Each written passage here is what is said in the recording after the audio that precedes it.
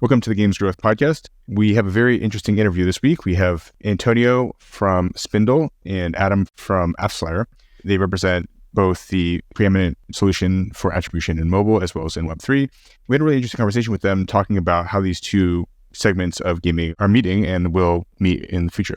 Yeah, this is going to be a divisive episode because you're either going to care about this topic a lot and we're going to do a really deep dive on it. And that's specifically if you're a team that's either currently building or considering building at the intersection of like free-to-play apps and Web3 technology, which is definitely a segment that we are quite bullish on.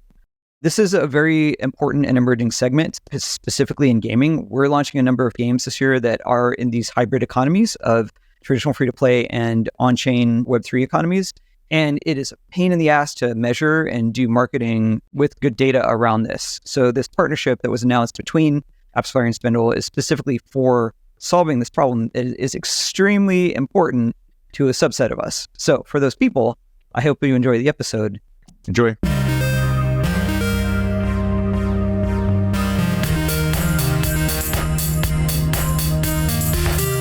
They're using us for all the analytics and everything. They're firing hundreds of events into us, and they've just settled on us as the charting UI for whatever reason. And so they want those events to appear. But it could work either way, or it could be a third option, which is everyone just exports their data. In the case of Boombit, I suspect that's what it's going to be. They have like a whole ML backend. Most larger companies are just going to throw it in their own BI anyway. But yeah, exactly. Awesome. Yeah, well, I was like, they're going to say something that I want on recording right now. Welcome to the show, everyone. We have two of our favorite and recurring guests joining for a pretty special occasion today, something near and dear to my heart. We're going to be talking about the intersection of measurement and growth marketing for Web2 and Web3, which I affectionately have been trying to sell as the Web 2.5 mullet, free-to-play mobile in the front, blockchain in the back. And representing that, we have our friend Adam Smart from AppsFlyer, and we have Antonio Garcia-Martinez from Spindl. So first of all, welcome to the show. Welcome back, the elite class of repeat guests on the show. And you guys had a joint announcement about a new integration between the two companies recently. We'll get into a little background on each company for those new, but maybe just to set the stage, what was this news that was released over the last few weeks? You want to kick it off, Adam, or should I? Yeah, sure. So AppsFlyer and Spindl have integrated. We have managed to bring a full coverage of Web3, Web 2.5 mullet, as you so eloquently put it. Full coverage of analytics for attribution, essentially, across the two platforms. Yeah, just to add on that, I mean, I like, Warren, your example of Web 2.5. In practice, it's like Web 2 point something, right? It's either 2.1 or it's 2.9, but the point is that it's not fully 3 or 2. I'm probably jumping ahead a little bit here in the script of like, how does this pairing come together? But to be honest, it was actually inspired by you, Warren, and Upptic. Of course. Yeah, you guys have your great analytics guy, you're measuring everything. What is the on-chain revenue column thing? Right. And that's kind of like the gap that it fills in. As more things start happening on-chain, it's just a whole different record-keeping system than traditional mobile app install. And on the flip side of it, AppsFlyer is the obvious leader in game attribution. You should just use AppsFlyer for most of your mobile attribution. But then for this on-chain part, you can actually get kind of the best of both worlds and combine the two data streams.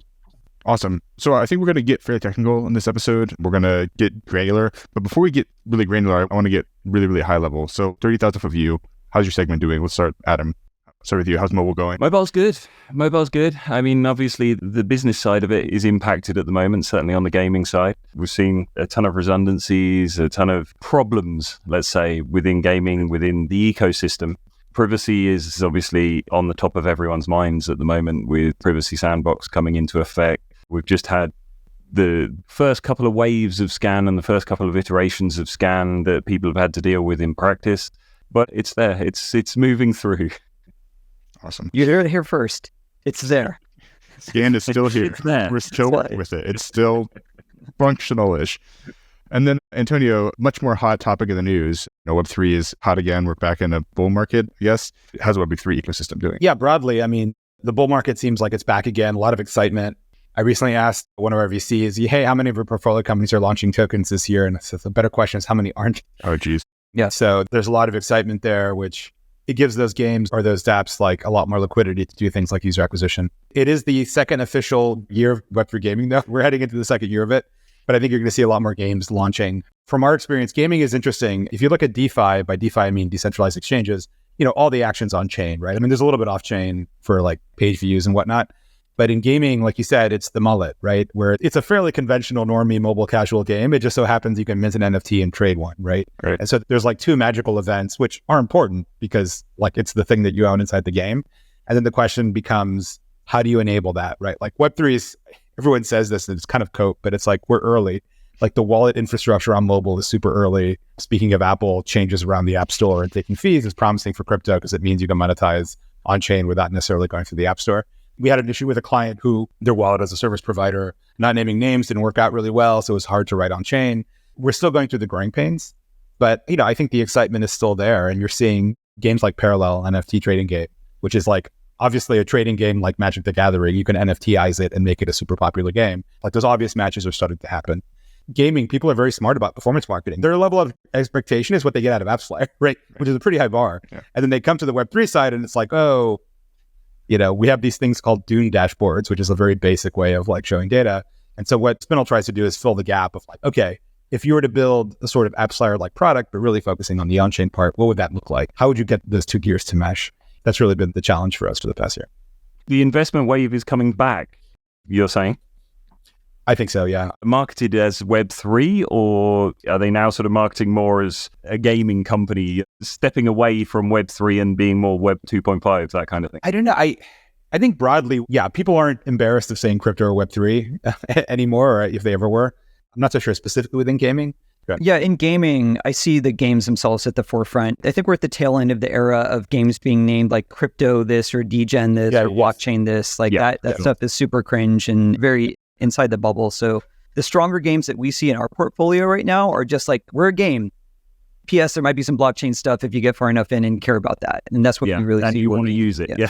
Yeah. And to that point about this kind of being the second wave of gaming, that's to me really the big differentiator is there are products now. There are products that you can play and exist on mainstream platforms. And I think that's kind of why we want to bring you guys together today is depending on where these teams come from, they've either come from traditional gaming and it's their first rodeo in blockchain and a lot to learn there, or they're coming from one of these Web3 native teams and their source of truth has always been on chain and they're new to like these concepts of mobile measurement and attribution, often their first time publishing with Apple and Google in those stores. So both teams have a lot to learn about the other half for these hybrid games that at least is our thesis at Upptic that these hybrids are going to be this next year or two of the leading crop of game. Makes sense.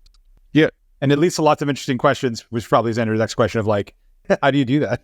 How do you measure across the on-chain and off-chain? Not to steal your thunders, Andrew. Well, I mean, that was basically the question. It's what's the pain point that the solution of combining these two address and how does it work?